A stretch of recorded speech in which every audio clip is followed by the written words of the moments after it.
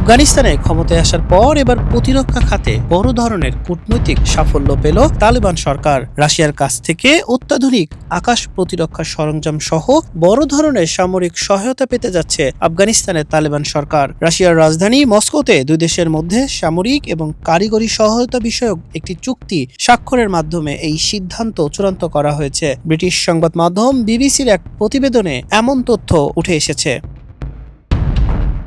তালেবান সরকারকে স্বীকৃতি দেওয়া একমাত্র দেশ রাশিয়াকে আধুনিক আকাশ প্রতিরক্ষা সরঞ্জাম প্রদানে রাজি করাতে সফল ভূমিকা রেখেছেন তালেবান সরকারের প্রতিরক্ষা মন্ত্রী মোহাম্মদ ইয়াকুব মুজাহিদ। রাশিয়ান প্রেসিডেন্ট ভ্লাদিমির পুতিন জানিয়েছিলেন, আফগানিস্তানের পরিস্থিতি পরিবর্তনের জন্য তালেবানের সাথে সম্পর্ক বজায় রাখা অত্যন্ত গুরুত্বপূর্ণ।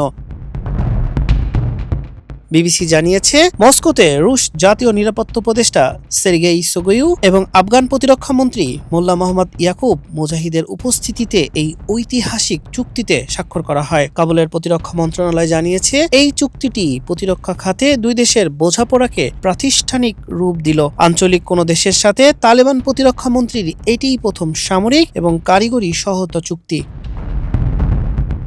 এটি আকাশ প্রতিরক্ষা সরঞ্জামই নয়, স্থল সামরিক সরঞ্জাম এবং তালেবান বাহিনীকে প্রয়োজনীয় সামরিক প্রশিক্ষণ প্রদানের বিষয়টিকেও অন্তর্ভুক্ত করা হয়েছে। ড্রোনের মতো হামলার সরঞ্জামও থাকতে পারে। সম্প্রতি প্রতিবেশী পাকিস্তানের সাথে সীমান্ত সংঘাতের সময় আকাশ প্রতিরক্ষা খাতে নিজেদের দুর্বলতা অনুধাবন করেই আধুনিক সামরিক সরঞ্জাম সংগ্রহে তৎপর হয় কাবুল।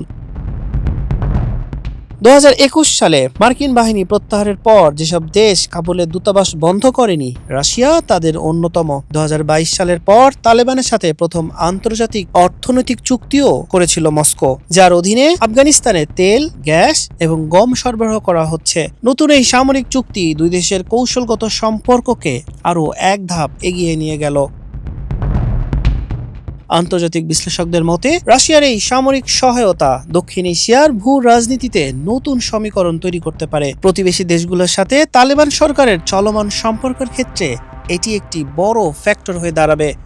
হাসান শাহরিয়ার, মানব কণ্ঠ।